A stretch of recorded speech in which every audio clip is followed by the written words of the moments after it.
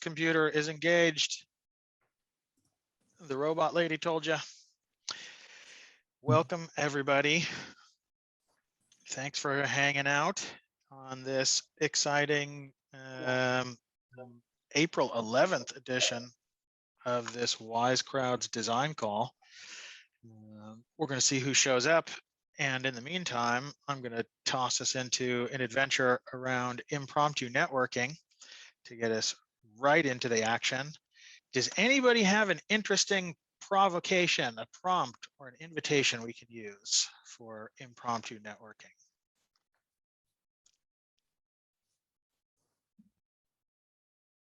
Yeah, maybe. What is the craziest thing that happened today? I like it. Elegant, simple. Let's see. I will let you guys drift around in a whole bunch of rooms. Let's just make lots and lots and lots and lots of extra rooms just in case. You never know. What's up, Sophia? We're gonna get into some impromptu networking and around the topic of what was the most crazy, mind-blowing, or interesting thing that happened to you today. We'll give everybody some time, around 9 minutes for this first round, and then we'll do 5 minutes thereafter. Rooms are open. Talk amongst yourselves.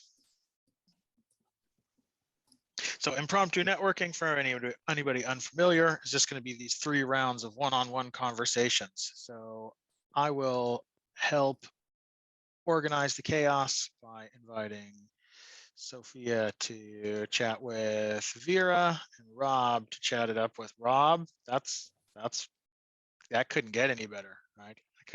Can't make that up if you tried. And I'll see you guys in about 10 minutes. Did you get a poke, Vera? There it is. And in the meantime, I'm going to grab this document.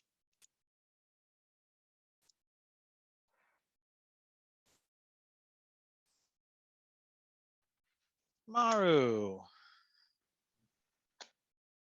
what is happening, guy? Hello. Welcome to the party. I'm the first one. No, everybody else is off. Jumping into this flying start of impromptu networking. Wow, I'm only 1 minute late. Yeah, I know, man. We start quick. It's a flying start. Wow. I'm actually going to invite you and Vicky to jump into some one-on-one interaction. And our invitation for today is, what was the most interesting, exciting, adventuresome thing to happen in your day? So just really vanilla, just to get to know each other. There'll be about 5 more minutes in this first breakout, and then you'll be invited to repeat that conversation with somebody else new. All right, let's do that. Awesome. And away they go.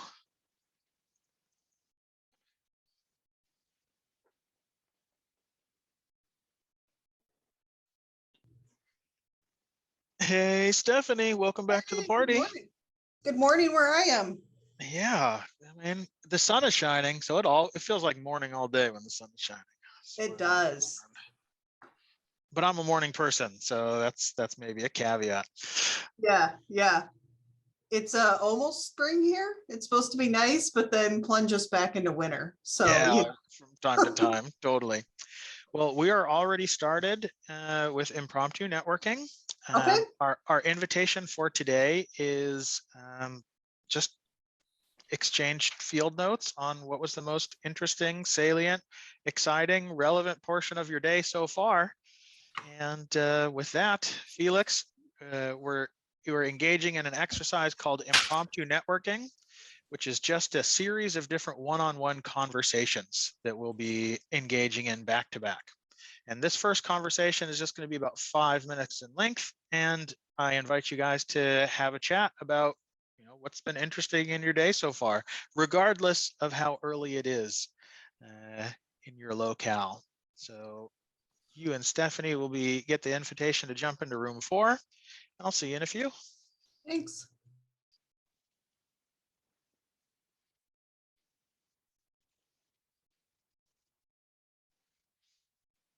And then I'm all by myself. I wanna be all by myself. This is the coolest part of like hosting meetups and events and being a facilitator in general. Not that I consider myself a facilitator. Facilitators are outside of the conversation. I'm definitely up in this bitch. But this experience of like, there we go. Now everybody else is working. That's good. That's good. I like to not work. It's a great feeling.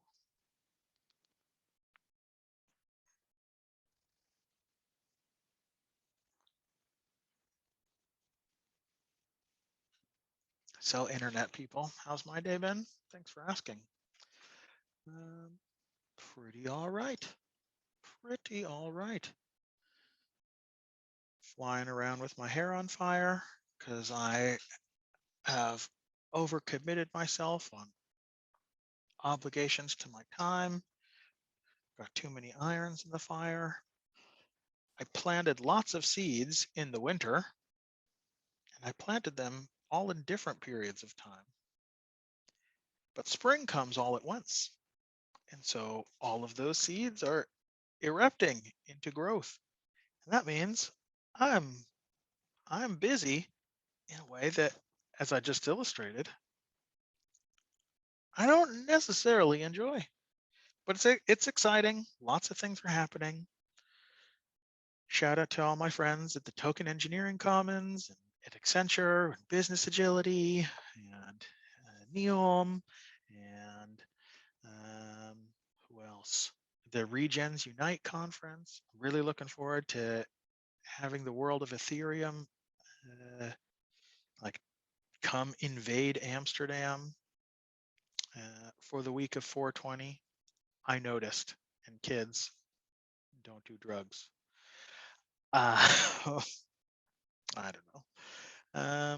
What else? I'm really excited about Regens Unite. If I haven't mentioned that before, that's going to be very cool.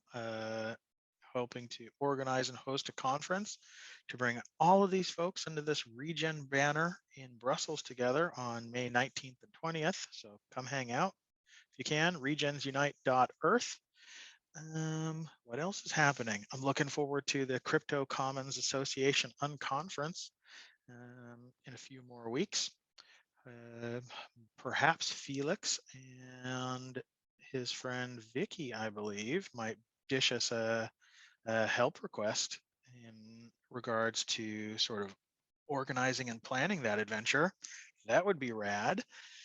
But that's just going to be another grand opportunity to tell the world about this scheme to build a bridge between the worlds of liberating structures and Web3, because DAOs need liberating structures and liberating structures need a DAO. What was that? Say it again, Jeremy. DAOs need liberating structures and liberating structures need a DAO.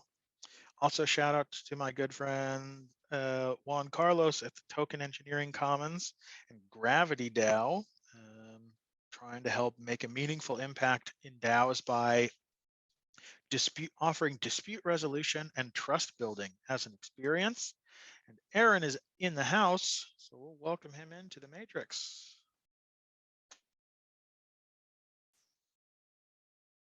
Get up in the mix.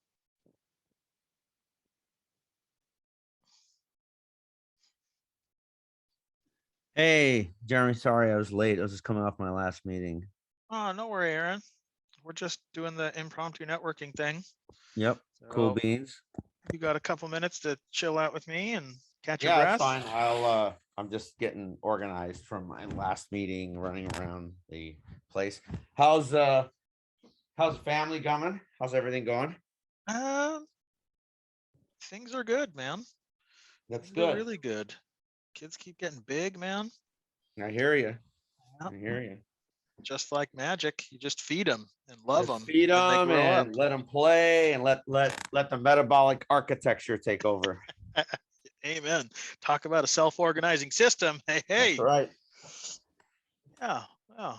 No, everybody's good here. And your neck of the woods? How's everybody Yeah, hanging in no, there? it's good. It's good. You know, I live in North Jersey, so it's a pretty simple functioning place. It's basically, literally, because of how it was founded, it's basically the Netherlands of the United States, you know.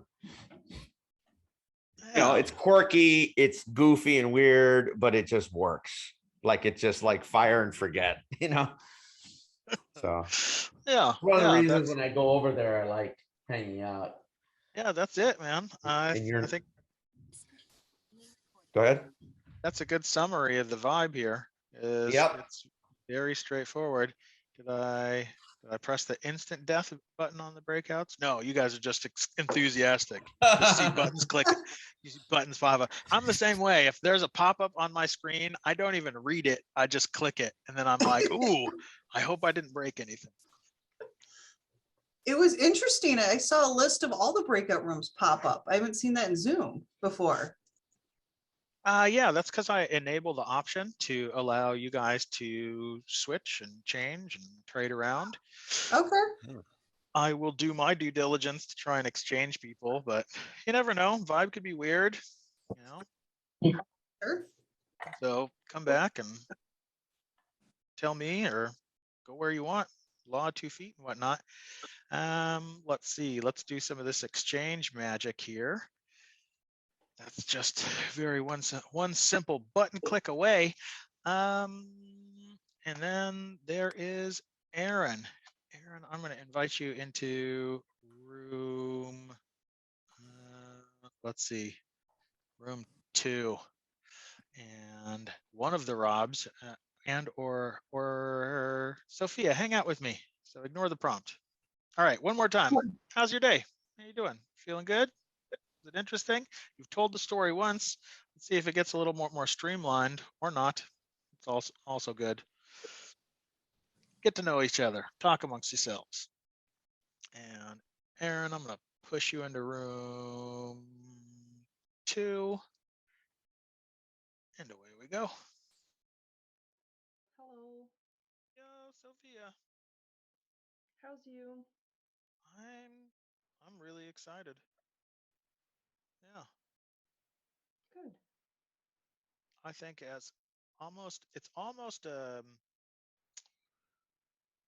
what's the word? It's almost a pathology. Somebody asked me today, they go, where do you get your energy for all this stuff? And I said, this is a weird experience because I'm now telling you the story about a tweet that I now wrote that is a story about it, at any rate, about a conversation I had earlier. I just said, well, I just imagine like being in the most awesome future that I would love to be a part of. And I just like download that experience into the here and now, and presto changeo, it's like magic free energy. Teach me that trick. I really like the sound of that. It's like really simple. You just imagine you like Huh? so look your narrow window. So what really helps is when you like look out of it. I'm a look at the sky type person. And then I just imagine, I go, oh man, wouldn't it be cool if all of these cool things just happened and then the world was like the way it could be?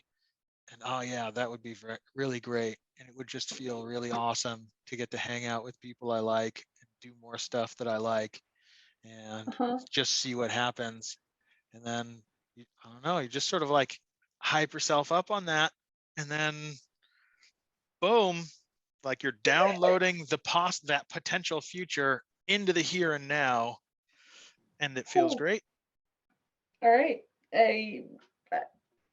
I've got to practice that. Let's just do like that. I'll have to practice that. Check it out, see what it does to you. Hey George, welcome to the party. We're engaged in impromptu networking, so you are the most impromptu of networkers. Yeah. Hello. Nice meeting you guys. Yeah, Joining late. Sorry. no worries. We are just Discussing- having a chat about what was interesting about our day. You've got 60 seconds, my friend, before the rest of the group rushes in here.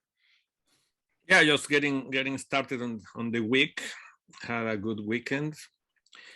We've been trying to use liberating structures for the last year in my group, and I'm in charge of sales strategies in our company. So we're working with sales transformation, new sales methodologies, and Oh, that's cool. trying to see how to use this into the sales team. Trying to change sales behaviors is tricky. Ah, that's very cool. My first career was in sales and account management. So that's like, I still remember the first sales model I ever learned. I use it to this day. No shit. My work as an agile coach, interview, offer, and close. It couldn't be any simpler. Yeah. But the interview part is tough for a lot of people in sales because then you got to shut up and ask good questions. And Exactly. The more you talk, you're in trouble. yep, amen. You guys remember that. The more that you talk, the more trouble you're in. One more round of impromptu networking. Let's do this. Another round of exchanges. Another round of exchanges. Another other round of exchanges. You never know. Despite the best of my intentions, you could find yourself in a group with somebody you've already spoken with, which gives you the great chance to either deepen the conversation, right? Get serious, get real, or to, switch it. Oh, Jeremy, can I ask you a quick question? Totally. Don't put me in with Jorge. That's my boss. So that's Oh. okay. But I mean, we Ooh. talk all the time. Oh, So that's why God. I invited him. Oh, So God. Yeah. How So- atrocious. yeah. No, I mean, we just talked like 5 minutes ago. So it's just, All right, cool. Thanks. Looks like you're in with Maru. So one more time, last go round. How Yeah. you I doing? know Aaron very, very well. Anyways, let's catch Yes. up. Oh, yeah? Absolutely. Yeah. We know each other very well. Let's do Yes. this. Anyway, don't do too much. Oh, work. look at this. I didn't intend to build a community, but community happens when you least suspect it. Da-ba-da-ba-ba. Jorge, Felix is still there. Okay, I'm going to introduce you to this dude, Rob, and you guys can hang out and make friends. All right. Let's see, Rob is in room 5. So let's race and see who gets there first. Aha, I win.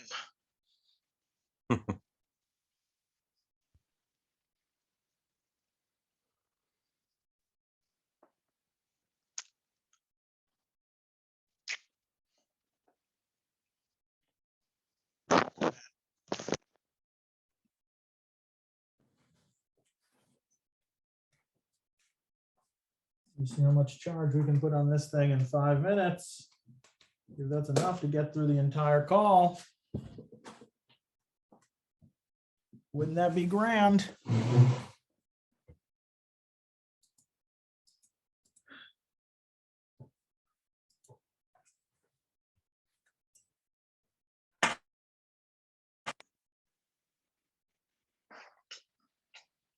So you guys watching on the internet get to experience all of my microphone and headset options. Almost makes me want to get out the good mic, hook you guys up. Nah, too much doing.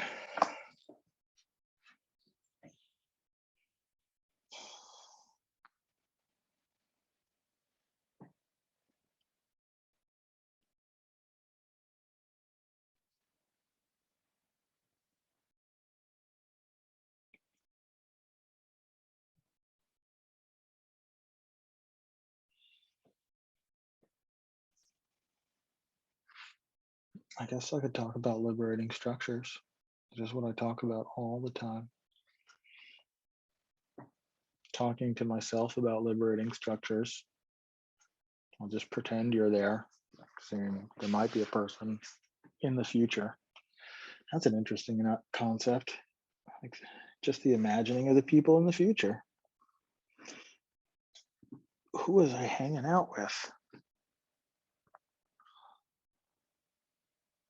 Was that Pythagorean and his fire, his digital campfires, talking about 3 generations in the future and 3 generations in the past.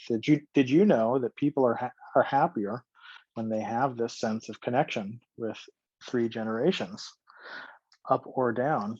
Maybe both. I'm not sure, but I heard it, and it's one of those true enough. It might be literally false, but metaphorically true. I notice that when I think about my kids' and doing all of this, like show up, grow up, clean up, how in whatever order that is, that's a good vibe. That idea of plant an olive tree, knowing that I will never enjoy the fruit, but they will. It's a nice reframe, good timeline.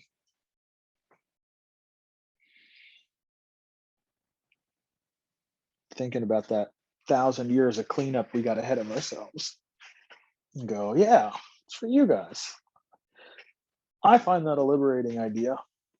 Speaking of regens, like, oh yeah, 1,000 years of cleanup. Oh God, no, won't the world not exist then?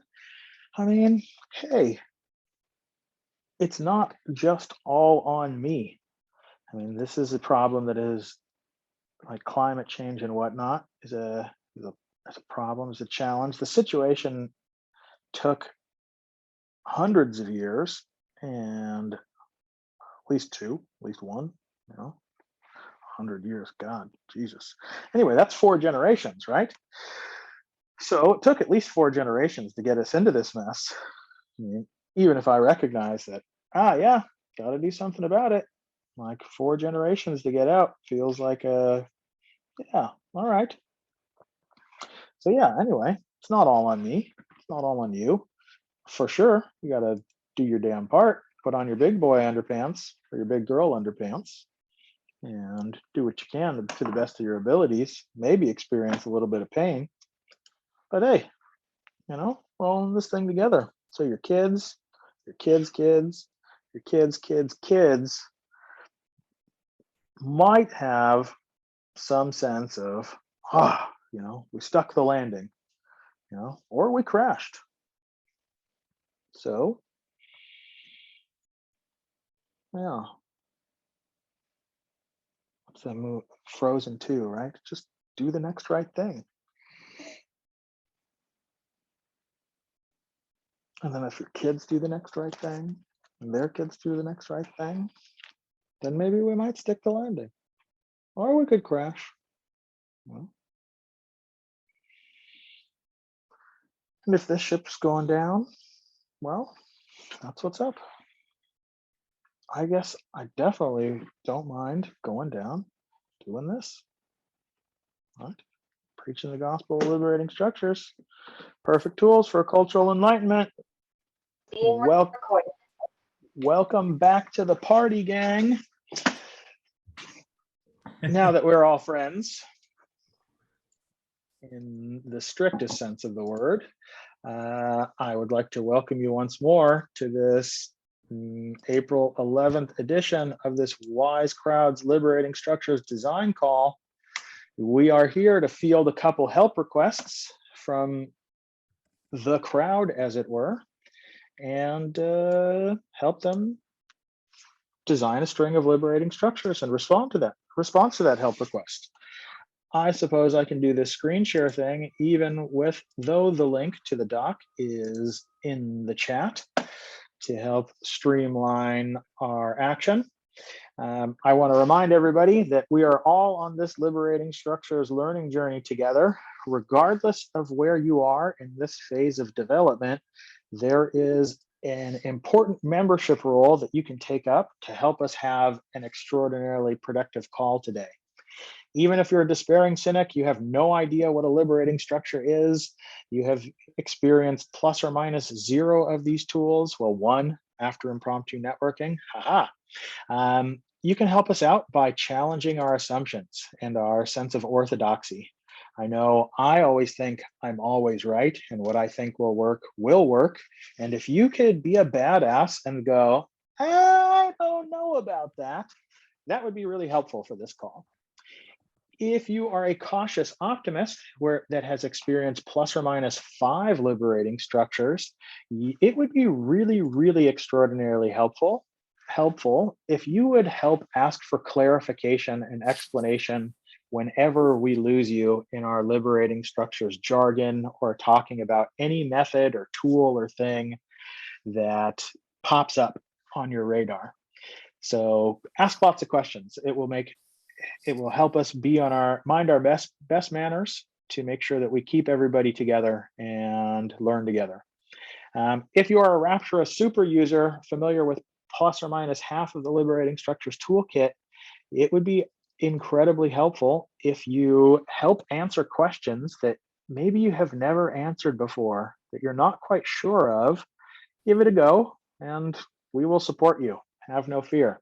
That helps keep the vibe fresh and helps get you your reps in terms of explaining stuff that you may have never explained before. And for the minimalist, the Maestro minimalists in the house, if you're familiar with the whole toolkit, then do us all the solid. Make space for other people to bring in their voice and their input, and then build on their input, adding your familiarity and your experience to the conversation. So like I said, we're all on this learning journey together. I will invite you to help to delete some stuff, perhaps, or to sign this guest book. I have probably mentioned it to you in passing, but I am engaging in a radical experiment about using NFTs to document the Liberating Structures learning journey. And I would gladly offer you an NFT, a non-fungible token, for if you leave your email in this document, and I will send you one and get you onto this Web3 pipeline and help you boldly enter into the world that is cryptocurrencies. Let's not spam everybody's contact details, but let's get into the meat and potato of the show. And that is our structure for today, Wise Crowds. Wise Crowds is going to go similar to Troika Consulting. If you are familiar with that one, Wise Crowds will feel extraordinarily familiar. One person is going to take on the role of being our client and bring us a design brief to work on. And then everybody else effectively, maybe not quite everybody else, but half of everybody else in this instance is going to take on the role of consultant. And consultants are going to hear the design brief from the client for a couple of minutes and then ask a few minutes of clarifying questions. And then the client is going to turn off their webcam and microphone. And then consultants are going to chop it up and spit raps about what structures jump out at them as a good response to the client's design brief and how we might string them together to create a cohesive meeting or experience to help the client stick the landing. And after that conversation of around 10 minutes or so in length, the client will come back in and tell us what they think of our advice. And given our size of our group today, we might be able to red team and do some interesting things after that. That is our structure. That's how we're going to give and get help regarding using liberating structures today.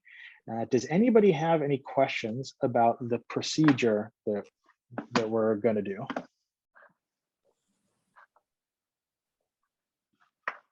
We got thumbs up. The clarification is blinding. Well, which brings us to our next question, which is who has a help request? I think Felix and I have. Yeah. Ooh, 2 clients at once. Tell me more. Yeah, so it's both about the same help request. I am organizing well, it's an unconference in about 3 weeks that is going to last for 7 days and will host about 60 to 70 participants who don't know each other yet. It's the first time most of them meet in person. Topic is regenerative finance, and the design challenge is to design the first day of them meeting each other for the first time, introducing themselves to each other, then mapping out the different themes they want to work on the conference, and then develop a program from specific elements that people suggest or people want to bring to the conference. And ideal would be if people also incorporated liberating structures, as Jeremy is also going to be at site and kindly offered his help to introduce some new formats that make it less boring and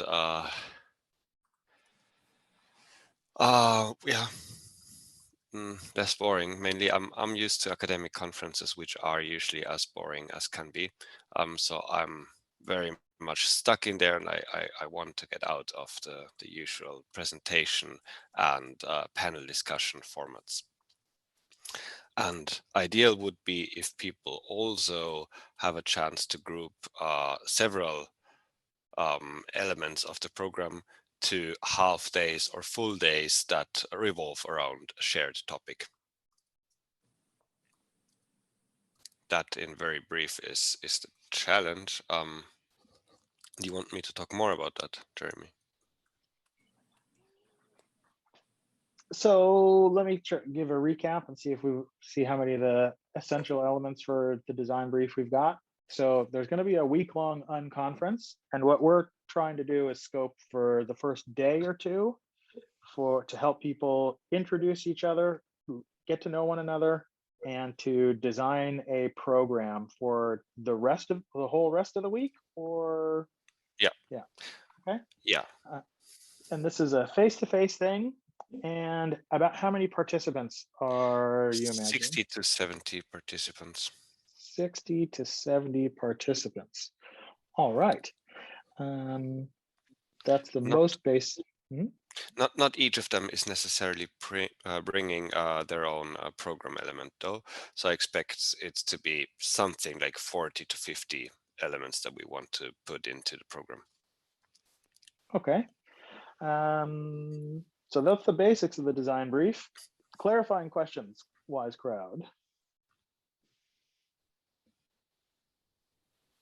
Yeah, I have one. And that is, do you have a specific goal of what you want to come out with at the end of the conference? Or is it basically something to create a community, to kickstart something and let something emerge?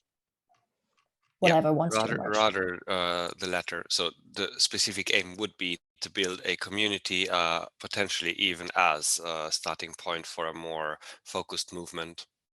But yeah, community building. This group formed over the last year or so, and it's the first time that many of them meet in person. And there's also some, a horizontal organization is forming in the background, and that really needs some time together and some thought developed further than is possible in Zoom calls. But yeah, there is no clear outcome. But I hear two things, if I'm right. So there is something like a structure that builds already parallel in the background, a horizontal organization, and there's a community, and they're overlapping? In parts, yes. Okay. Not all the people in the organization are going to be at our event. So we are part of a series of events. There are 6 events in this quarter, and then should be up to 50 events for the full year. And they're all funded by this central organization, and they all relate to it, but for people working in that field and developing new protocols, while the other events are more for informing newcomers and onboarding people. So there is definitely some overlap, but we can't really take decisions at our event that hold for the whole organization. So it's more mind mapping in terms of organizational development than making decisions, really.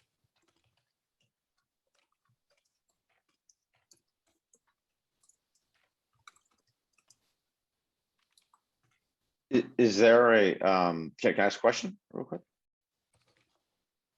Is there a method for surveying the attendees? I mean, is that something that in the organization is sort of a practice, or I'm do you sorry, have the I lost the beginning of your question due to No, connection. Is there a method or is it acceptable to survey people that are attending? Is that something that be is acceptable? Yes. okay? Okay. Would be, especially for organizational purposes, would be quite useful. Okay. Do you want to suggest something there already? Let me know Well, what you're Jeremy, thinking you of. want us to hold back on that stuff, suggestions, right? No, just clarifying questions. Thank you. Yep, exactly. Okay.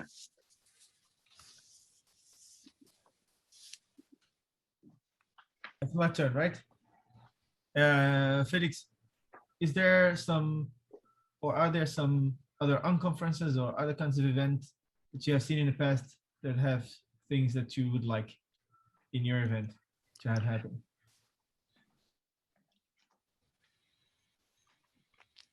Well, to be honest, I haven't been to an unconference that I haven't organized myself. So we did one unconference last year that was initially planned as a conference, and after the second day, many participants wanted to change things all over. So we said, okay, let's drop the structure we had developed. Let's make an unconference out of it, which was the right decision, definitely. But it was also very, very chaotic, and I would like it this time to be a little less. That would have been my Constant second revolution. question. It would be my second question if there are things you don't like, but I wanted to know if there are any other events, not just on conferences, anything from any other events you've seen in your long life that you liked, that you would like to have happen in your unconference.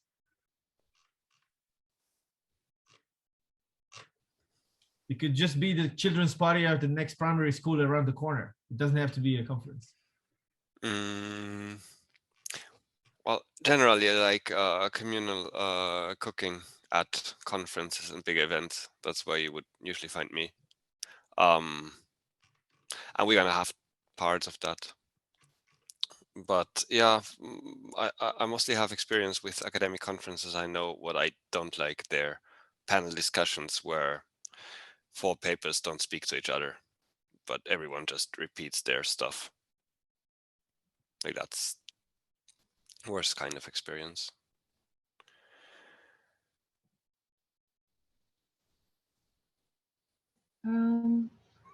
Yeah, so you mentioned that this group has formed somewhere in the past year. How well do the participants already maybe know each other? Like, are there people among this group that already know each other and some people don't? Yeah. Or Yes, there are at least 10 to 15 people that know each other in person already from the last event that we did there. So 5 out of my team and about 10 guests that have been there before. And we are friends, you could say. And then the wider group, I guess, let's say half of them will already know each other from Twitter and Zoom calls and that organization, and the other half will not know anyone in person, or even through longer exchanges online, or will have read the name of the others maybe once or twice.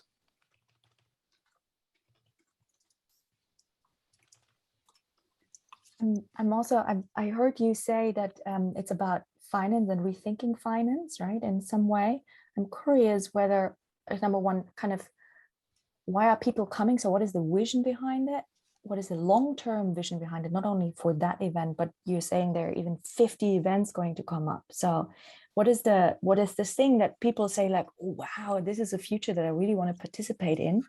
That is also going to be kind of a part of that, where your unconference is going to be a puzzle piece in that. And I heard you, it's community, but I'm very curious if you can kind of draw out for us a little bit more, what is the long-term vision of that? Why why should people come to your conference, and maybe even to follow-up events? And also, if you have something like values that are important, I heard something like decentralized and horizontal and all that kind of good stuff. But if you give me a little bit more of kind of what is the feel and what is the picture? Yeah. So the field is broadly crypto economics. So yeah, crypto tokens traveling on blockchains. That is where this financial revolution is taking place, or where some of them are building on that. Then how it connects to the real world is usually mainly through voluntary carbon credits. That's at least the most explored or developed market. And that's where also the more business-leaning persons are from or are in. They are building marketplaces and financial protocols, lending and so on for voluntary carbon credits for this market that is currently being transferred to a blockchain underground structure. And so you have these people that come from finance and are now into climate finance. Then you also have people that are into regenerative practices, communities that are into permaculture and so on. So you could say more ecologically minded people for whom blockchain is just a tool. Then you also have, let's say, I guess people leaning on the hippie side of things, some much more than others. You can like say this is one dichotomy of hippies and more business-minded people. You have people coming from climate that are skeptical towards blockchain. You have people in blockchain that want to help climate by introducing markets. Then you have people that are generally skeptical of markets and market-based solutions, which is where you would find me mostly, and people I'm trying to bring into this scene. So there it is a heterogeneous group, and I want that. So like that is my can I still kind of screw a little bit further? Why are you doing that? So why are you called to do that? I want to influence the discussions in this emerging community. So I want to bring a bit more skepticism towards markets in there. I want to see in how far these protocols go beyond private profit as the main driving motive. Can we have some common benefit, public benefit from these protocols? That is my research that I'm doing, my doctoral research on this theme. So yeah, I'm trying to open this emerging community to post-capitalist perspectives. Right. You could say. Very much an ethical driven motivation for you. Yeah. Okay, thank you.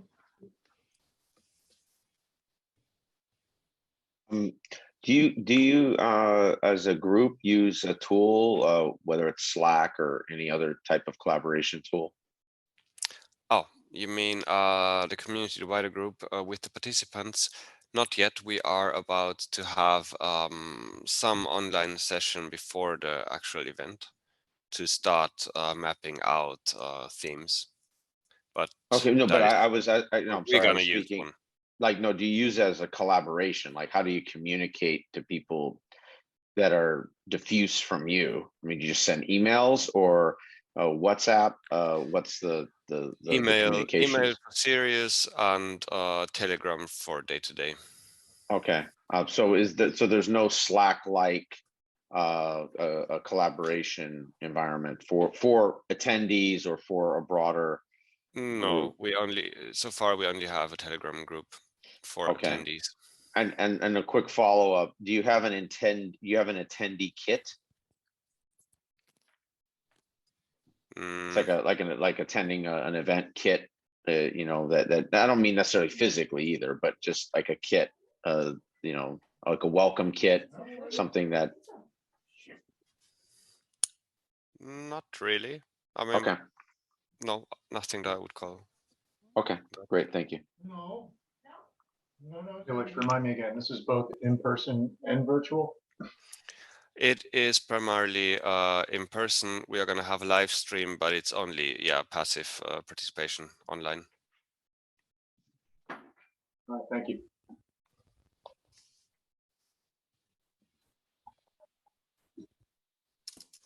Mara, is your hand up for a question? Yeah, I have a couple. One is, did you ask your attendees, since you seem to already have a list, what they wanted from the unconference, or what they were expecting to see, or what they would like to see?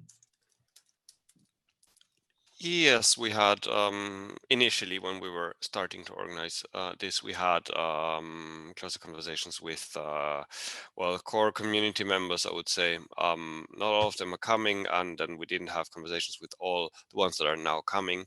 But I'm quite involved in creating that organization. So from conversations, I roughly have an idea of what is needed in my perspective, right? In my opinion. But we didn't have with all of them.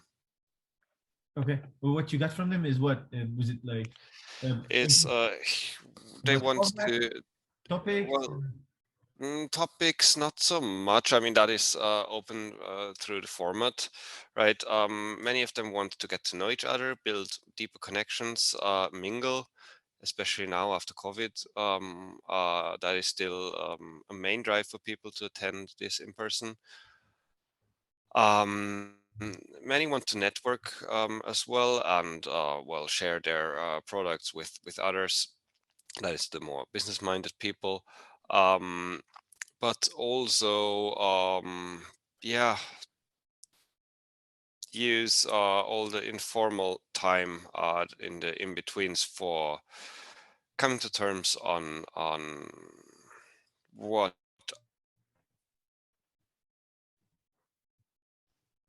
are we actually trying to achieve, because that is still very fragmented. Zoom calls on different parts of the organization, and they don't necessarily report back to one central source or place. Thank you, Rob. And then I'd like to key up Vicky for a second. Thank you. Maybe a bit of a follow-up of the questions already there, but I'm also curious, what's the purpose of this community? Why are they together beyond this conference, but just as meta level? Do they have that clear, or are they still figuring that part out a bit? I wouldn't say that it's necessarily completely clear. You would have people that just want to build financial infrastructure tools and sell that to the market. So for some of them, it's a job, as almost everyone else. For others, it's very values driven, and they believe to or want to stop climate change by building this infrastructure, and want to others want to channel $1 trillion funding into climate tech and solutions by 2030. So they're thinking from that perspective. And others are not very optimistic, but want to have a good week out of it, and share some skepticism. Like that, the thing is, it is a very nascent movement or community. It really, I said 1 year, but that was the first mentions of this name. It is really more since end of November that more people are talking about regenerative finance or refi as a theme, as a meme, and it's very much Twitter based. So it is. It didn't get the depth it would deserve. And aim is to get over that a bit and get further. Is there, I mean, you shared it's a very horizontal and flat hierarchy thing. We're all deciding all together, I think, but are there people that have been starting it, that are recognized as the ones who are leading and mostly inviting and pushing that forward, and it's clear what their idea about the purpose of this whole series and this particular event is? Yeah, well, the event that is me and my colleagues. We are also, in a way, founding members of this organization. It started with us announcing this event. Then we we quickly had others that wanted to do something, that wanted to contribute. Then we thought it would kind of defeat the purpose to have one global event if we want to mitigate climate change. Let's do a series of local or regional events. And then from that, we came to, okay, let's create the organization now as a placeholder, so we can still fill it with content after this series of events. Two, the organization was created and quickly took off even before the events. So we are a founding member of the event series and also of the organization in a way. There are also other people involved, or more involved than me, that are much more, they're from startup backgrounds and are much more business minded. And it's an ongoing, well, you could say conflict of where this is going towards. And as there are no formal structures yet, it is very much played out by generating momentum for your idea. So for me, having this event is also a way to influence development of the organization. And that's certainly also something that I want to do with it. But the other main figures are, most of them are going to attend. And I understand that Vicky, you're also hanging out with Felix to host this space. Is there anything that Felix hasn't mentioned that you think, you guys really need to or might want to take that into consideration? Yeah, so my role is, well, I'm a friend of Felix basically for a long time, and I work as a facilitator and host of other events. That's kind of my job, but not in the context of unconference. So I'm not so much used to these methods. I think that maybe they somehow overlap anyways, but I'm very interested in this format. And so this briefing from Felix was also very good for me, to be honest, because now I also have a much better idea, because we haven't started planning this day. Yeah, so my role is, I said that I would support Felix for this first day, for this getting to know each other and forming the program and all of that. So yeah, I'm going to be at least in the hosting team or something, or maybe I can help Felix to organize the steps and all of that, to get it a little more organized. Because I was on the last day of the conference Felix was talking about last summer, and I have really no clue about crypto. So I'm totally foreign to this field, but I felt that this was great for all the participants. They all told me it was very chaotic.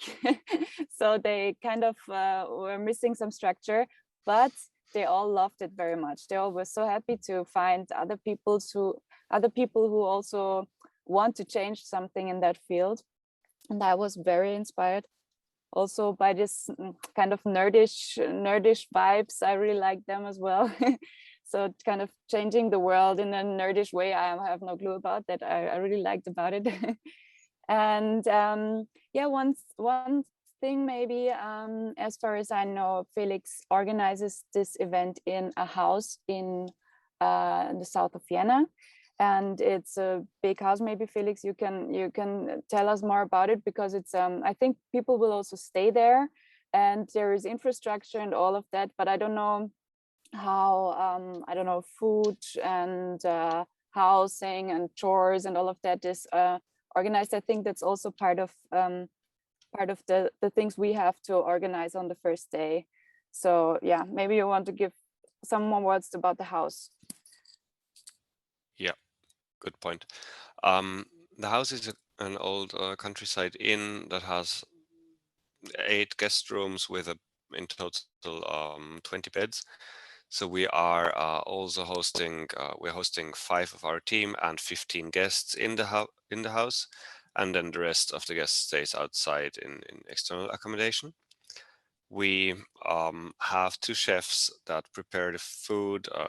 Prepare 2 meals a day. Breakfast is on participants themselves. Outside of scope, I'm gonna say this. Okay. I got enough to go. We have to clean ourselves. I mean, we have to clean the place ourselves. That is the core of the matter. All right. We should ask people to do that on the first day. Cool. Well, I think I have. We have had an exhaustive deep dive into clarifying questions, and I think that has utility considering that the subject matter might be relevant. But at any rate, I'm also geeked out on this shit, so I'm trying to green pill all you motherfuckers. So, ha ha ha ha. Welcome to Regen, boys and girls. So Felix and Vicky, you can. You're kind of in a little bit of an liminal space. So if you want to mute yourself and turn off your webcam, or if you want to jump into this conversation as a participant and help us generate some advice, also cool as well. Felix, however, mute yourself and turn off your webcam. We are going to consult for you. I think I'll join Felix. Okay. Can I listen to it though? Or yeah, not? of course. No, definitely. Okay. You Yes. must listen. Yes. Yeah, Okay. yeah. That's Yes. that's the whole point, is that you get to listen to our conversation. Oh, sorry. Okay. Thank you for. Yeah, good point. Ooh, good catch. All right. Cool. So, consultants. This is our design brief. So, what structure is paying for you in hearing this story as potentially relevant to help us plan, especially helping folk get to know each other and come up with a game plan for the rest of this week for the unconference? And how might we string them together into an awesome experience?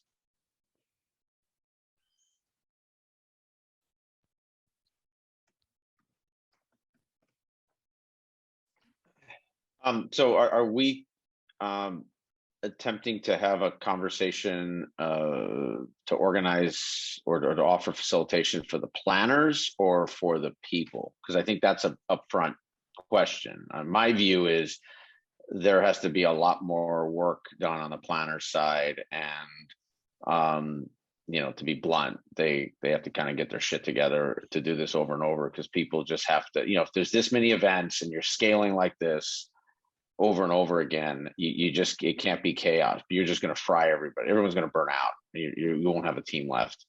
So there has to be, you got to make this much more, self-regenerating management. You basically have to eat your own dog food here. You have to, if you're going to be doing this, you have to do it. Anyway, sorry for going off the soapbox on that one, but that's all right. Challenge the assumption. Yeah. I would like to build on that, because I have the feeling I understand, or I have the feeling I understand the notion of we want to have something which is not hierarchical, which is organic, where everybody is welcome and all that kind of good stuff. But if Felix and the other members of this kind of founding committee are not clear about the values and the vision, then either someone else is going to snap that because they have a very strong feeling about that, but this is not going to make him happy and not going to make his followers happy. Or it's going to be just what you just said. It's going to be a complete burnout because it's going to stay chaotic. So I would very much advise Felix to become clear about his values, the unnegotiable values of this thing that he wants to build, or that they want to build. Have the conversation up front, and everybody who's not aligned with these values and the long-term vision, whereby the vision can change, but the values are not negotiable, they can start their own thing. But otherwise, otherwise you're just creating confusion and frustration, basically. And that is a homework that needs to be done up front. So I have a question about that, though. Mm-hmm. So one of the possible outcomes I hear of this is that if you are clear about your vision and the unnegotiable things, that groups might split off, as it were, so you will end up having several groups. What I wonder about is how that relates to the value of having a very heterogeneous group in a way, where a lot of opinions are welcome and where interesting exchanges could happen. So I'm interested about the field of what you would then like. How do you keep them as heterogeneous as possible while also achieving this clarity that you're, I think, rightly so looking for? I smell a wicked question. Yep. I I agree. have a different view on all of this. Obviously, much more questions than before Felix and Vicky were talking, but my view on this is that they're pretty clear on their values. It just didn't crystallize. I don't know if you know that those situations when you know what you want to do, you just cannot put it in words. I think my take on this is it's about the atmosphere they're going to create and the connection they're going to allow people to build and how much fun they're going to have. These are the three things I wrote down for myself mentally, and that's why I very much agree with my um, uh, impromptu networking room partner. She left, I don't remember her name, but she also mentioned open space and some other stuff like game storming and serious gaming, and also somebody asked Felix, I think it was Vera, questions where he started talking to us about the location. That also was in my blind spot, the location. So my thing is, I think their goals are pretty clear in the fact that they don't want to have goals around that. It's just the fence around the goals is what they want to have.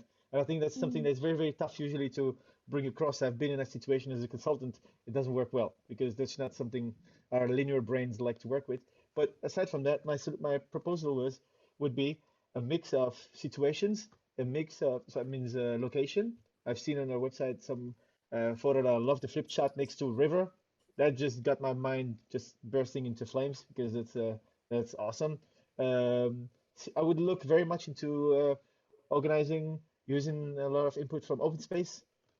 I do run open spaces specifically for problem solving for companies, which are much more serious. The guys who train me, Daniel Magic and others, do them without any purpose, just with a topic. These are guys who've been doing open spaces 25 years. But you can do them around the topic and you can do them around the goal. So for example, it could just be just dive into the issues of something. We don't always want to have solutions to stuff.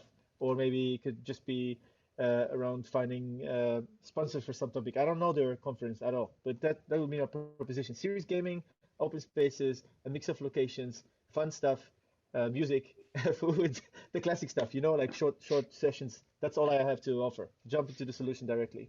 But that's what I have. One other thing I think is important to build on Sophia's sort of, this dynamic of the heterogeneous is I think being in a whatever it is, semi-rural area or whatever, they need to have some local interface. I think it's really important, right? They just can't, if ultimately they're supposed to be regenerative, they're supposed to, drive to some larger ethical behavior, et cetera. There should be some engagement, do something. I don't know, there has to be stuff in the community they can participate in, clean up for 2 hours together. I don't care. Like, it has to be something where it's out of, sort of cool frat party, we're cool together space. And we're actually, like we all left doing something together that actually made the place we were at a little better. I just think that's really important fundamentally. And I think it can bridge what Sophia was saying, where when all you're doing is arguing in sort of a philosophical zone and you're going panel to panel, you start to tribalize. Whereas like when there's a break and you go clean up a road, you realize how sort of insignificant your little differences are. And because you're doing something else that's generally, no offense, a little more important. And so, that to me is a big driver behind it. I love how, so Rob, you wanted to bookmark something from Vera. Give us your game. Yeah, just to make things more clear, right? In case decisions have to be made, just making it clear to the audience and whoever's involved, like, this is how we're going to make decisions, right? Like, so in case consensus is needed, or maybe there's a person that has, specific experience in a subject matter that you might want to defer to make the final call, like lean on their wisdom, so to speak. Just if it's needed, right? Let the audience or whoever the group is know this is how we're going to make decisions. It could be very helpful to move things along and reduce some of the, some of the concerns. Totally. So I really want to kick us in the ass to get to structures, right? So I think we're talking a lot about the context, but really, like, what structures are we going to use to have all of these conversations? We've got conversations about vision and intention. We've got conversations about organizing the time and space and helping people to get to know one another and make friends, so to speak. So what are of the toolkit of liberating structures, what might we use to get that done? What's up, Jorge? Yeah, probably one of the obvious ones would be answering to Vera's suggestion, using 9 whys for the planners to at least have clarity on what are those objectives. So 9 whys probably is one of the most obvious ones. Totally. I think building on that, there's a laundry list of stuff that sort of pings in my mind. So Maru brought in impromptu networking to just help mix folks up. That feels like a good space to sort of start from. When Jorge, hearing you talk about 9 whys, also loops into this idea around purpose to practice, because since we are going to be having an entire week of experience, I think going through the whole string of purpose to practice makes sense. So impromptu networking, again, to unpack that for Vicky and Felix, is just this exercise that we just did, which is a series of one-on-one interactions around whatever we want to use as a prompt. 9 whys is an exercise that is a paired inquiry, trying to explore and come to some understanding and map the constellation of meaning, purpose, or significance. That might be a great exercise to clarify. And that's usually the first step in an exercise that I just suggested, which is purpose to practice. So purpose to practice first has a conversation about purpose. So why are we here?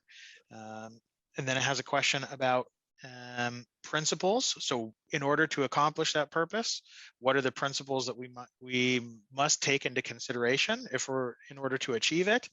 Then it thinks about participants. I think in this instance, participants could be an interesting discussion to still have about how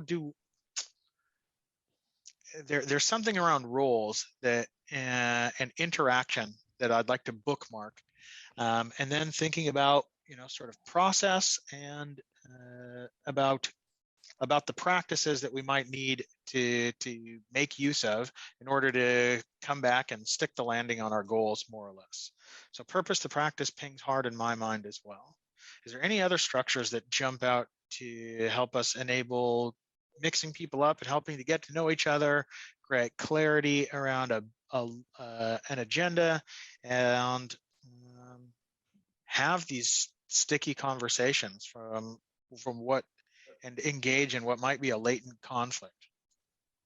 I think the ecosystem at some level, because you're not going to solve it all, but I think starting that, given how many events there are, how many thematics there seem to be, and I understand they kind of want to leave it unwieldy, but that puts a huge burden on anybody that's sort of entering into it.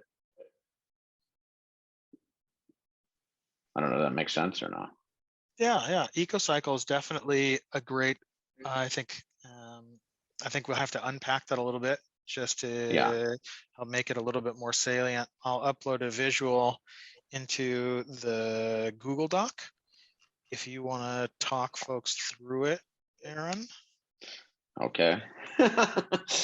All right, hold on a second here.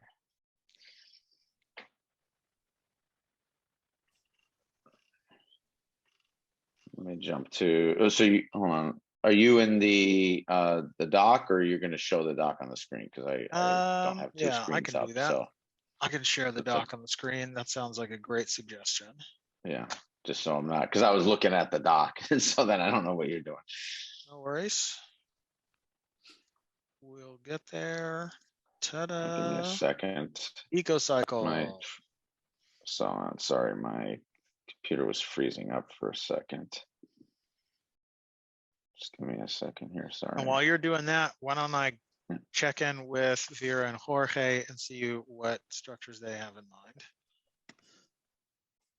Okay.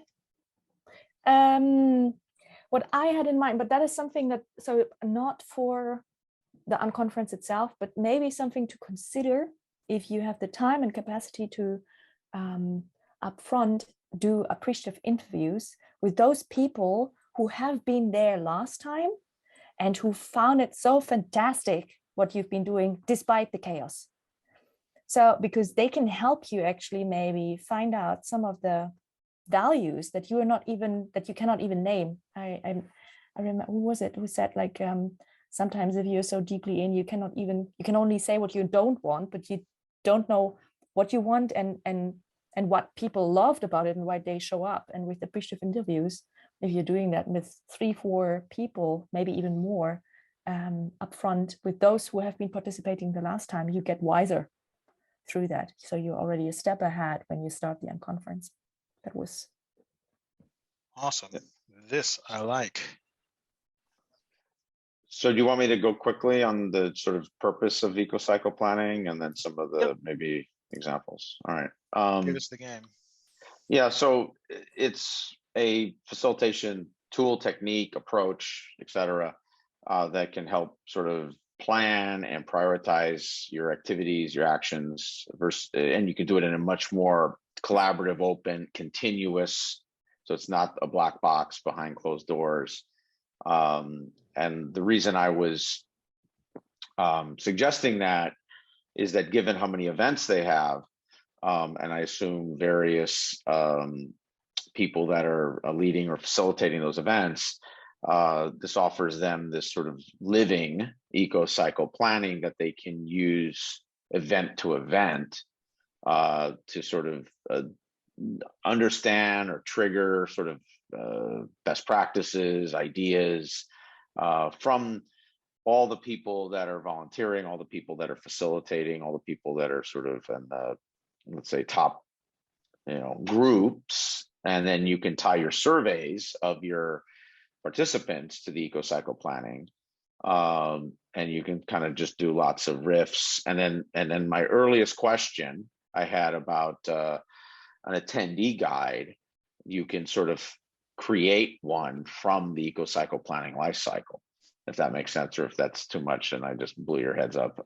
Sorry about that. But that's sort of the purpose I was thinking of EcoCycle planning, not just to try to quote unquote solve this one event, but look at it as this one event. This first event is almost like the MVP that starts the process. And then as future events happen and other event teams can leverage it. Does that make sense, or did I lose you guys? If I get you, what you're talking about is to use the EcoCycle planning as a sort of blueprint to create a playbook, more or less. Yep. Yeah. Right? And then you use things like min specs constantly between events, because that should start to sort of shake out, right? What are the minimum specs we want in each event? Because I think the answer isn't we don't care or everything, right? There is a defined set of specs. And so it starts to, stabilize, I guess would be the right way to look at it, not necessarily control or over-organize. And you get to see, and the last piece on this, EcoCycle planning allows you to recognize where you don't have enough resources, where there's too much control, rigidity, etc., confinement, whatever. And then that starts to free up, ideally, people to collaborate, basically. Awesome.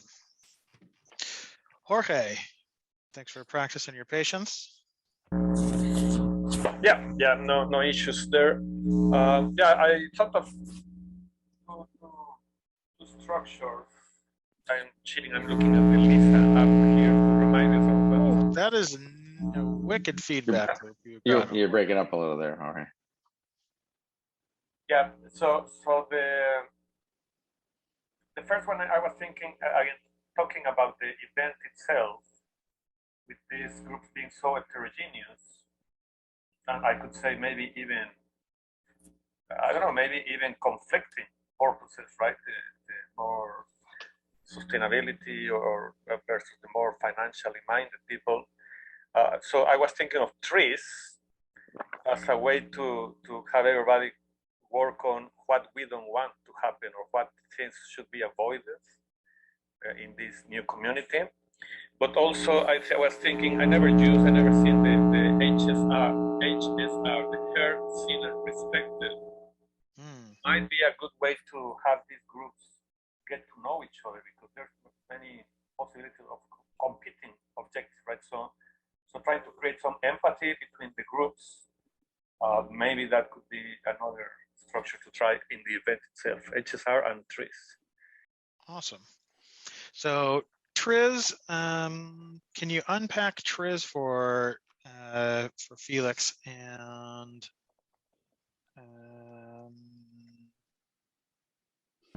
Vicky? Vicky, thank you. Yeah, I'm not an expert. What I think in terms of the purpose of TRIZ is for the teams to think of all of the things that can go wrong, or all of the things that can be done to impede an objective, and so in a way, just theoretically brainstorming ideas of everything that could be done incorrectly or wrong, and then trying to see if those things are actually happening or could happen in this particular community. So something like that, I understand. Awesome. Yeah. So to brainstorm and make a list of failures, and then see what you might be able to do to mitigate those. And then heard, seen, respected is, I think, a very interesting question, interesting structure to just sort of, when I think about leaning into the principles, right? How can we have a rigorous, no holds barred discussion that still keeps us, make sure that we're friends at the end of that discussion? Heard, seen, respected could be a really interesting structure to stick the landing on that. And heard, seen, respected is almost the opposite of appreciative interviews. If appreciative interviews is tell a story about how awesome it was last time, heard, seen, respected is ask the question to tell a story about a time when you didn't feel heard, seen, and respected. That might be able to help us extract what type of values are in line with TRIZ. So there, I think I get the vibe that you're talking about. There's a relationship between these two things to say, hey, what do we want to make sure we exclude from this event in some way? Sophie, do you have your hand up?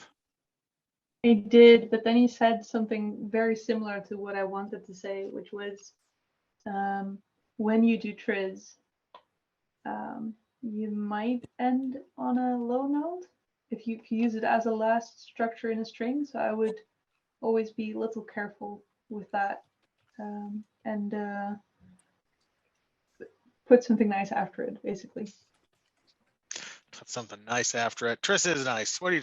Anyway, thank you. Let's see. So we've got an interesting laundry list of stuff. I guess Appreciative Interviews doesn't want to stick the landing. And then I think it's incumbent on us to explain the basic notion of open space technology.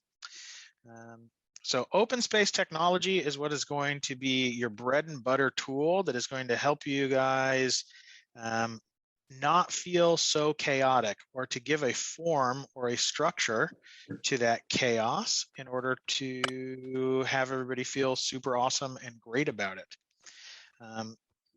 Open space is the thing that's in front of you on the screen. So it says it's going to actively invite you to have folks lean into these 4 principles on the left, which is whoever comes are the right people, whatever happens is the only thing that could have happened, whenever it starts is the right time, and whenever it's over, it's over. So those are the general guiding principles. That adds in also this law of 2 feet, which the basic notion is you're a goddamn grown up, spend your time and attention how you want to spend it. So if you're not participating in a discussion, or you think it's boring or not valuable, then use your responsibility and agency to go to a different space. Open space technology not only includes these invitations to sort of set the vibe or the container, but also offers a particular guidance about how to set up the time blocks and how to invite people to basically allocate their participation into those time blocks. And you would do that via the technology that is a marketplace. So here in the top left corner, you'll see an example marketplace, which basically just says, all right, you either take the time, you put it on one axis. So here's round 1, round 2, round 3, 4, 5, 6. If you guys want to do blocks of half a day, or you want to do a block of 2 hours, fair enough. And then it takes the spaces or the different physical locations that you could go to join those conversation and puts them on the other axis. And that way, in the first 2 days, you basically invite folks to say, hey, what is the topics you'd like to discuss? Put it on a Post-it note, put it on a big A4 piece of paper, and arrange it in this marketplace in a way that spreads it out over times and spaces, and might leave extra space for stuff that pops up in the meantime, and use that to help organize this chaos and still create the same sort of user-generated feel and vibe. So that would be the sort of, I would think, much more like the last step. If I think about the first 2 days, first day, help everybody get to know each other. And also define the space as best you can. So this in and of itself helps people get to know one another. So thinking about the structures that we've already put on offer, that could be both this eco cycle that is no longer on my screen, both this exercise TRIZ, as well as this exercise in 9 whys and working the entire purpose to practice sequence. And then perhaps on the next day, all right, let's lean into really creating this process or this proposal. Are there any other structures that really jump out at you guys that go, hey, don't miss this stuff?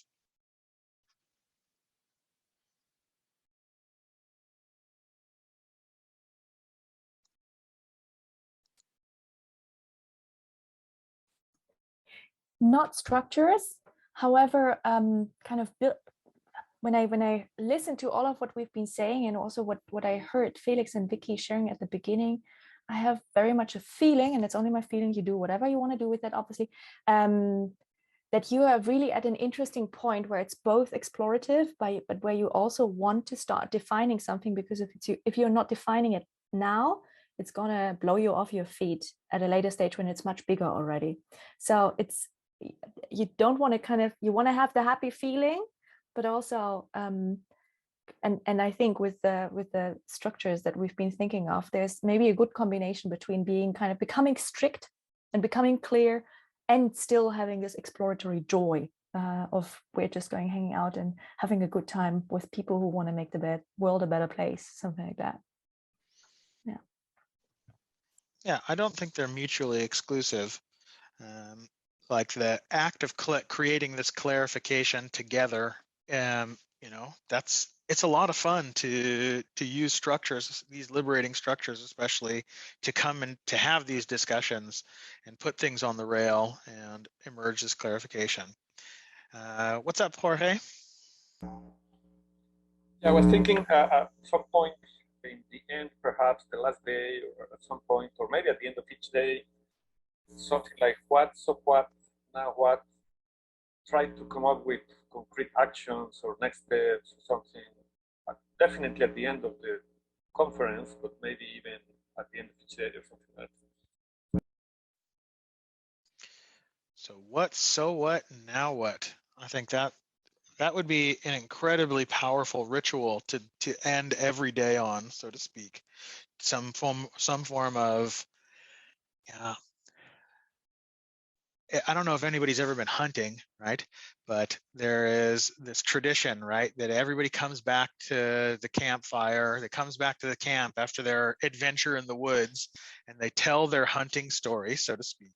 So I imagine like using what, so what, now what to sort of gather in different constellations and allow people to trade their story about what their experience was of the day, who they interacted with, what was significant, salient, and what they might want to take forward.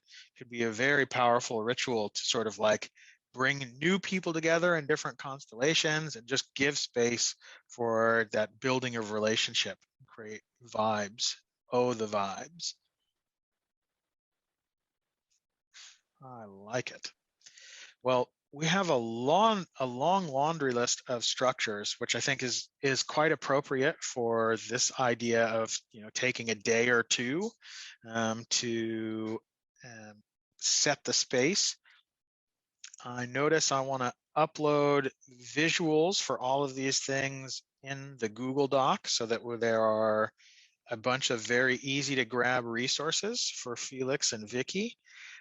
Why don't you guys come back into the mix and tell us what you thought about our consultation, and then maybe we can see what happens.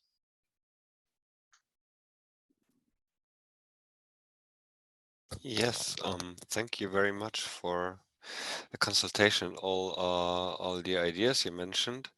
I must say that I've certainly thought of some of these in some way or the other, and about others I haven't thought of so far.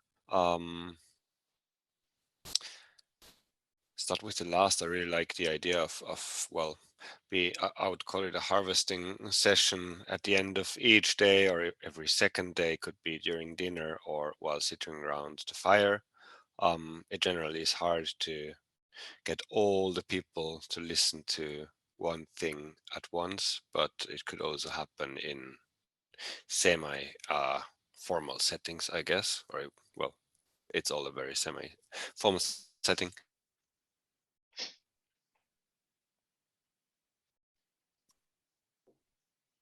Is he done or is he frozen? Tools and methods you mentioned here before really knowing how to apply them. Vicky, what are your thoughts? Yeah, I also want to thank you guys. That was really interesting, and my main finding is that you actually advise us to take a lot of time for this, building the group and building the structure together. Jeremy, you said even you would take 2 times maybe for that, not only one. So yeah, I think as far as we talked so far, we said it should be like 1 day for getting to know each other and building up. So I don't know, we have to think about the timing for all the week, but I think that's a very good advice to really take our time for that. And yeah, thank you for the methods. Sounds really cool. And yeah, I'm a little I mean, I could totally think of this situation with 30 people. With 70 people, I think it's kind of challenging, but possible. So yeah, that's the thing. I think we have to plan really well so that it really fits for this huge crowd in that house, where I'm not even sure if 70 people fit in one room, but yeah, I think so, yes. Yeah. But yeah, so we have to organize that well. Mm-hmm. Yeah. I would also So like, Mhm. I just briefly wanted to come back to the beginning of the feedback. That was, on one hand, we really have to come clear about our values and have that conversation up front. And this question of a split in the group, like how to avoid that while still having a heterogeneous group as we want. That's a constant tension in. But that tension, I would say, is more problematic in the organization itself, and we are just going to provide some inputs to that and hopefully get some more clarity on which differences we can live with and which maybe not as one group, and where we might have to split or build it very more federation than one organization. But luckily we don't have to get through all of this during our event. And also maybe there's been some confusion about that. I am only organizing other events on that. I think Maru got quite well got our approach quite well, which was really more building a platform and a fence rather than an open space, rather than outlining precise goals that we want to work towards. I am mainly providing the space and the atmosphere, but of course, as we have worked on that pretty much and pretty good so far, it is also time that by working on some goals, we can, let's say, work more towards developments that we want to see emerge in this larger community, which I haven't focused on yet.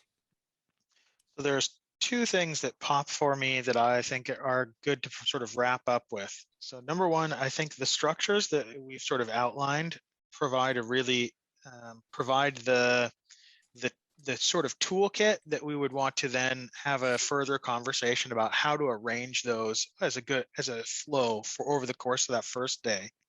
I noticed that we've got a lot of options that sort of seem floating around, but there hasn't been okay, so 1, 2, 3, 4, 5, 6. So that's an additional conversation. There's one thing about the scope of the group that is very much worth underscoring, and that for liberating structures, take care, Rob, thanks for hanging out. For liberating structures, we haven't done that particularly well in this call, mostly because I'm a lazy host. But one of the innovations around liberating structures is this particular pattern that I think I talked to you about, Felix, called 1, 2, 4 all. That means for all of these conversations that we're sort of talking about, liberating structures is really going to encourage you to split folks into smaller groups in order to have these discussions, to lean into this basic pattern, which is we would ask the whole group one question, give everybody a couple minutes to just think about that question, have them then pair up and have a one-on-one discussion about their thoughts and trade notes, and then have those groups of those pairs pair up again into a small group of 4 to have a smaller group discussion. And then, finding some way to either cross-pollinate across those groups or to upregulate like the most salient piece of information in a plenary. In 70 people, you might very well find that that's too many people to do a proper all session to get all, collect all of the information. But even just say, hey, form a group of, 3 or 4 of these clusters of 4, and then just trade the most salient piece of information from each group and say that's a good cross-pollination. About this particular notion that is perhaps conflicting interests, there is another structure called What I Need From You that can enable you to ritualize that conflict and sort of keep it within very narrow bounds, which basically says, hey, if you have these well-defined sort of users, these profiles in your event, encourage people to basically divide into those different tribes and say, okay, so I'm a DeFi guy, right? I really want to create financial instruments to do this whole regen thing. And maybe I'm a sustainability person, just take these two groups and separate them, for example, and say, hey, from a sustainable person's perspective, what would you like to ask of the DeFi subgroup?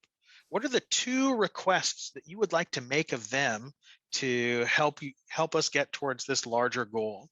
And vice versa. As a DeFi person, what is the 2 requests that we would like to make on behalf of the sustainability crowd? And then to bring basically send a delegate into a central conversation to trade those requests. So we want this of you, we want this of you, and then to go back into your subgroups and then say, okay, so these were the requests that we got. Is that a yes? Is that a no? Is that a, we're not quite sure actually even what you're asking for. So, or is it a, well, we'll try our best, but no promises. And then to come back together and then, exchange answers to your help requests, and then to go back into your groups and do this debrief of, hey, this was the answer we got.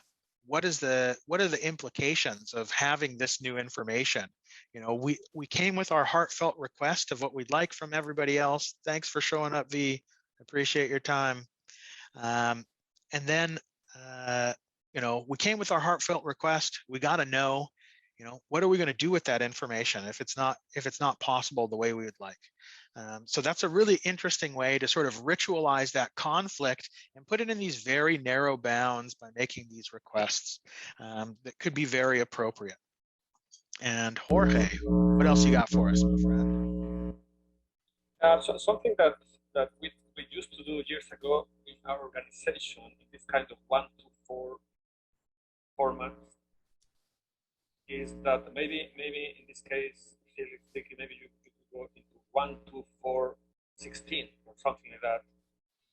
So instead of the plenary, instead of the all, and predefine some people that will have a role as note takers or action items, secretaries taking the minutes. So in those groups, after the discussion 1, 2, 4, and then the next level, then the purpose of that is just to consolidate a list of actions, list of ideas, list of suggestions, and so at least that is not lost. So the role of the secretaries or the minute takers needs to be clearly defined. Who are going to be doing that? It's going to be yourself and also some of the organizers, and so then to distribute them among all of the groups, and then somebody will have to consolidate the notes from all of the note takers, so something like that. We have done that, and at least you make sure that the information is not lost. Then it's a very tricky thing what to do with the information, but that's after the conversation, after the event. Totally. What I like about this is this reminds me of this thing that was mentioned very early in Purpose to Practice, which is this question about roles. Right. So you have participants that are right now undifferentiated as they walk in, like everybody's just a participant, but you're going to, there is this scribe role in particular is hosting some space for the conversation to be like, hey, what type of roles might we need in order for this whole week to be totally fucking awesome? Like, Obviously, you can think about this from as practical as you want. Like, hey, we're going to need people to take out the trash. Who's going to jump into the trash taker outer role, or the dishwasher role, or the cook role? But you can also think about it from the perspective of these conversations. Like, okay, do I volunteer? Am I a type of scribey person? Do I love to take notes? How do I collect and capture and make sure that we have an artifact of these discussions? The role around facilitation, right? Vicky, you're absolutely right that in a room full of 70 people, like if it's just you standing there saying, hey, everybody, can I have your attention? Like you'll need people to help to help you in the role of sort of guide or shepherd or Sherpa, however you want to think about it, to help ensure that these transitions from one discussion or one structure into another structure sort of happen ever, because I mean, people will get to talking and they just love to keep talking. I mean, look at me. I got to go pick up my kids, but I'm still here yakking with you guys. So this feels like a good feedstock to continue the conversation about how to plan that day in a little bit more detail to give you guys a good solid flow. Last point, I swear to God, is that open space technology is a very lightweight structure that you could literally do every single morning. So instead of thinking about planning the whole week, you could plan the whole week at a very high level of resolution, and then literally every morning to go, okay, so this was the high level of abstraction. How do we want to do the detailed plan for today? That could enable you to sort of, think about, okay, what are the big events that we may want to do a total shift in location, go volunteer to clean up trash wherever, the local, local park. But then, in terms of the day, see what there's energy for and what pops up. I have literally got to go pick up my kids. I can make somebody, I'm just going to leave the call open. You guys can do whatever the fuck you want with your lives. I thank you for your time, attention, and energy. I got to go get the hell out of Dodge. Talk amongst yourselves. Kisses. Bye. Thanks so much, Jeremy. Bye. He just leaves this video. Yes. Like an amazing, So amazing Felix, challenge you have ahead, guys. I mean, it's gonna be great. It's really nice that you're trying to do something not boring. I have attended those conferences, but panel sessions are the most boring. I hate panel discussions, right? So I'm just glad you're gonna try to do something different. Just by doing something different is gonna be better. Good luck. So I have a question, Felix. Are you gonna and I'm sort of reinforcing it. Are you gonna have any kind of collaboration space maybe for at least the supporting staff? Because that could be a place that even people here, if we have some available time or just can, put a few hours in, could help volunteer. And it's all, it's all hands and feet work that we can do obviously remotely, because wherever it's at, we're probably nowhere near, but whatever that could be, right? So I'm just wondering if that's something you're gonna have available or you're gonna think about. Certainly. I mean, we're using Mattermost as a communication platform internally, which is somewhat close to Discord, a bit more structured, and we're using Notion as Google Docs replacement. And I'd happily invite you there if you give me your contact. Yeah, I'll put my email in. I have to tell you, one of the reasons why I left the German biggest data science AI organization 2 years ago was Mattermost, because we were just connecting on Mattermost. I just hated it so much. I never wrote or read anything, so I left. I mean, I told these guys, come on, why don't you do something basic like just a Slack? No, Mattermost is more structured. Has more features. Do you even think 1 second about user experience? Do you think about the people who are using it? Yeah, they all said they liked it. Did you talk to the ones who didn't say they liked it? No. Nobody said they didn't like it. Well, you got a point there. Same thing for a conference. You got to go look for negative feedback, But by the way, I love that stuff, guys. I found a website called, what is it? No, it's not you. I thought I found your conference website. I think you did. Oh, I just had it. Crypto-commons.org. Yeah, that's how do you know I did? But anyways, you put a tracker on my laptop. No worries, no problem. Um, I want to say that stuff is great. Looks great. I don't know if I would love to join, but I'm pretty sure I would never read or write anything on Mattermost. So I don't know if it will be used. I actually still have the app on my Mac. It's still here. I'm sure I didn't open it since March I mean, 2020. to sort of build on Maru, and I do think this is sort of important.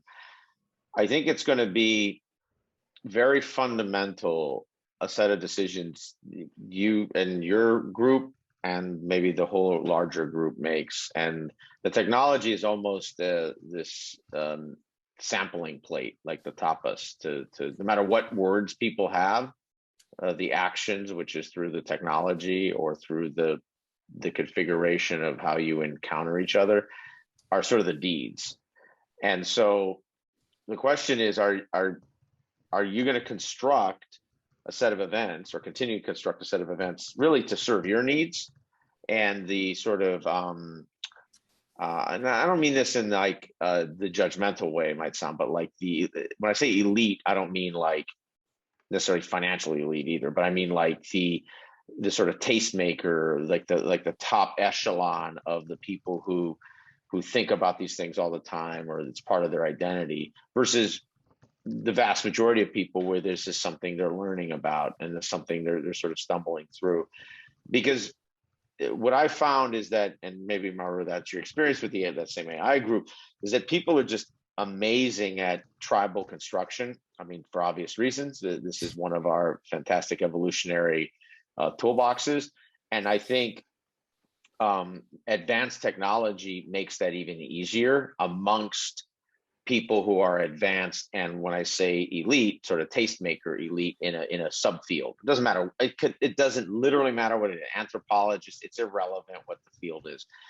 And what I've always found is when that happens, it doesn't. The words people say are almost irrelevant. Like, oh, we welcome everyone. Like we welcome everyone that does everything we want to do. Right? It's like, okay, well, good luck with that. Right? So I do think that's going to be a set of decisions, either that are going to be made because you don't make them, or because you do make them, and it's going to be very fundamental to what this becomes over time. And what I found is the same ways you have technical debt in the technology space. I've grafted debt onto hundreds of other human activities. So you could be constructing, let's call it, conference engagement debt, or that is just forming underneath you, that even when you want to make a change at a certain point is just going to become too difficult. So I know I was long-winded there. Sorry about that, but hopefully that made some sense to you. I think we did actually think about this precisely as catering to the forefront of people developing these, because the other events are completely the opposite. So for us, this was especially as we can only accept 60, well, at max 70 people, and that's quite a hard limit. That was why we focus on people in the midst of things. So that was not by chance, and yeah, that was a conscious decision for this. So by the way, that's the first time I've heard that, and that would have been a question we would have asked. That would have actually probably steered our discussion pretty radically different in orientation. So maybe next week or next time you come, because understanding what your heuristic is in choosing those 60 defines quite a bit. Like, I'd say everything. Like, the organization of this is sort of secondary until you just told me that piece of information. Like, I care a lot more now about, well, how are you picking those 60? The rest of this bullshit of like, how do we organize and who eats? Like, humans have solved that. That's solvable. This 60 is your IP. That's your intellectual property decision making that you're going through. Right. Does that make sense or no? Yeah, it does. must say that so far, well, now we are facing at the end of tickets. So now the last 10 tickets, we have to decide whom are we actually selling one to and who doesn't get the ticket. So far, in the first rounds, we gave everyone a ticket because there wasn't so much demand yet. It was more, we don't have like proper or paid for advertising, and we mainly advertise by one-on-one conversations or small Zoom calls with like 3-4 people at a time. So it's very much word of mouth PR that we're doing, and so this is part of our selection process, that we only approach people with this that we want to have participate. Sure, but that's not public, right? That's left to a No. tiny group of leaders Right. who make There these is decisions. barely any public presence, because No, I don't mean public like website. I mean like inside a core community that's making those decisions. So one of the things, and I would just encourage you to study this more, is that when when newly formed, meaning within a matter of days, months, years, at the low end years, at the high end years, I should say, groups form and the decision making is basically black box, the trust falls over time. And especially when it comes to the largest black box decision, which is who's in, who's out, right? Because that's like the big one, right? All the rest of it, like what we eat, and we eat at 5 instead of 5:30, blah, blah, blah, blah. Like, okay, whatever. Like, those aren't hills most people want to die on, right? But the ones around who comes and who can't come, those are pretty important. Because the way we're wired psychologically, we will make an enormous amount of decisions, many times against our own interest or just or the benefit of larger groups of people, just to not be excluded. I mean, it makes sense, right? Because that was probably the most important decision we made for 100,000 years. So we're very hardwired not to screw that up. Or the flip side, when we reach a point of no return, just blow it up, right? And so I encourage people not to put people into those positions, basically, because I don't think that's an ideal place to be to get the most encouraged development. So thank you very much on that. Yep, absolutely relevant topic, and a thing that I'm concerned with once in a while. I found a good online tool to actually well, decentralize decision making on that and also make it transparent, that I'm going to use from next event onwards, where already accepted members of the event can accept and vouch for applicants, and you can then see and you can set the boundary at once you have 8 applicants or sure. 8 vouchers or whatever accepted, and that leaves me out of the responsibility to draw the boundary around the group. I have the impression, Felix, that it's not a question of you having the power, or you and your guys having the power, is that you make the decision that way, because it's a question of that it's kind of overwhelming to make these decisions right now and to find these structures to decentralize it and so on. And I'm pretty sure that but it's good to remind us to that we are we take care that we make it quite transparent at the event. And then also maybe maybe that could also be one session, how to make it more transparent and more decentralized next time. That's I think that's what actually fits to the topic of the whole conference. Or maybe I'm wrong, but that's my impression. Yeah, like some meta harvesting would also do as well. Certainly. I have to leave. Felix, I think it would be good to have a next session together soon to make more detailed planning. And you said Jeremy would be open to help us another time, right? So maybe maybe we can make a draft and then ask him again. All right. Yeah. Thank you, Thank you, Aaron. Vicky. Yeah, thank you. Hopefully this was helpful for you, Felix. Yeah, it was helpful and it was fun. Bye. Great. Awesome. Thank Thank you you very guys. much, Aaron. Have a great week. Thank Good luck. You too. Bye. So guys, wait Cheers. 1 second. Do Oh, you think what? that Sure. if we all leave? No, but Jeremy's window's still here. Yeah, so Jeremy, his wife will turn it off, or his All kid right. will start playing a Okay. video game. All right. Something will happen in the next 10 Yeah, minutes. because it's recording. Maybe he wants to do. Oh, some good mistakes or point, something. actually. That's a good point. Oh, whatever. Jeremy, no, you know what? You can trim it down, so I'm sure Jeremy will trim it down. All right. We'll send him a Oh no, he's gone. All right. Cheers. Bye.